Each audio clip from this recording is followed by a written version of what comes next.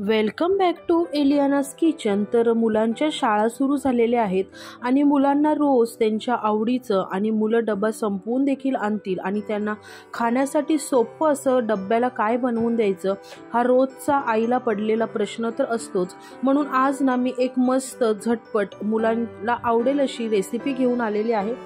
बनवायला सोपी आहे। रेसिपीला सुरुवात करूयात। इथे मी 2 कप तांदळाचं पीठ घेतलेलं आहे। 2 कप पिठासाठी मी 2 कप पाणी एका कढईमध्ये घेतलं। यामध्ये आता चवीपुरतं मीठ घालायचं आहे। अर्धा चमचा तूप घालून हे छान मिक्स करून घ्यायचं। पाण्याला छान उकळी आली की यामध्ये आता 2 कप तांदळाचं पीठ घालून घ्यायचं आहे।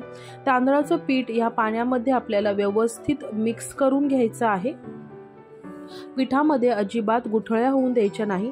तर तुम्ही पाहू शकता पीठ पाण्यामध्ये व्यवस्थित मिक्स झालेलं आहे। आता काय करायचं, यावर झाकण ठेवायचं आणि 5 मिनिटं छान अशी आपल्याला वाफ काढून घ्यायची आहे।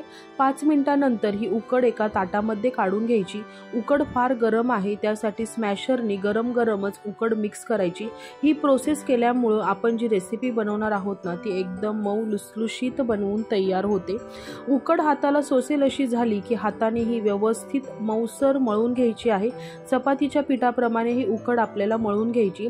सगळ्यात शेवटी अर्धा चमचा तूप घालायचं आणि मस्त गोळा मळून घ्यायचा। शेवेचा साचा तयार करण्यासाठी मी यामध्ये शेवेचा मोल्ड घातलेला आहे। आतून साच्याला छानपैकी तूप लावून घ्यायचं आहे। त्यानंतर आपण जी उकड घेतली होती त्यामधला छोटासा गोळा घ्यायचा, लांबट करून या साच्यामध्ये भरून घ्यायचा आणि साचा पूर्णपणे बंद करून घ्यायचा आहे। यानंतर इडली पात्राला देखील आपल्याला तूप लावून घ्यायचं आहे आणि इडली पात्रावर आता याच्या आपल्याला शेव पाडून घ्यायची आहे। तर हे पहा, इडली पात्रामध्ये बसतील तेवढंच आपल्याला शेव पाडून घ्यायची आहे।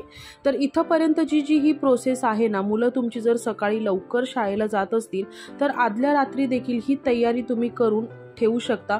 तर ही जी आपण शेव इडली पात्रात पाडलेली आहे ती तुम्ही ताटामध्ये पाडून थंड करून एका डब्यामध्ये भरून फ्रीजमध्ये ठेवली आणि दुसऱ्या दिवशी सकाळी उठून फक्त ही स्टीम करून द्यायची मुलांना, तर एकदम काम सोपं होऊन जातं।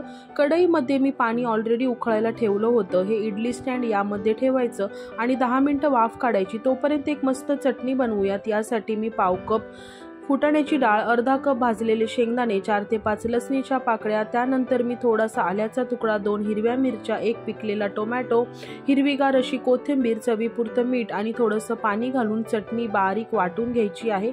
ही बिना खोबऱ्याची चटणी आहे, तरी पण इतकी दाटसर आणि चटपटीत बनवून तयार होते। कोणत्याही साऊथ इंडियन फूड बरोबर एकदम अप्रतिम लागते। एकदा नक्की ट्राय करा।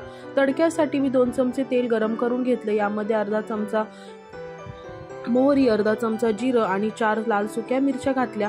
त्यानंतर हिंग घातलं आणि मस्त गरमागरम चुरचुरीत फोडणी या चटणीमध्ये ओतून घ्यायची आहे। चटणीची कन्सिस्टन्सी मी पाणी घालून ॲडजस्ट केलेली होती। त्यानंतर आपली मस्त अशी चटणी तयार झालेली आहे। चटणी बनेपर्यंत आपण जी ही तांदळाची जी शेव उकडायला ठेवली होती ती मस्तपैकी हे नूडल्स उकडलेले आहेत, तुम्ही पाहू शकता। माझ्या मुलांनी ना ह्याला राईस इडली नूडल्स असं नाव दिलेलं आहे। तुम्ही काय याला म्हणाल मला नक्की सांगा। पण नावापेक्षा रेसिपी एकदम जबरदस्त आहे। सॉफ्ट स्पॉन्जी आपले राईस नूडल्स बनवून तयार झालेले आहेत। या ठिकाणी तुम्ही पाहू शकता एकदम मस्त बिना खोबऱ्याच्या शेंगदाण्याच्या चटणी बरोबर तर अप्रतिम लागतं। मी तर मुलांना डब्याला दिलं होतं ना, मुलांनी डब्बा तर अगदी चाटून पुसून आणि परत एकदा डब्याला बनवून दे अशी मागणी केलेली आहे। तुम्ही देखील तुमच्या मुलांना एकदा नक्की ही रेसिपी ट्राय करून द्या।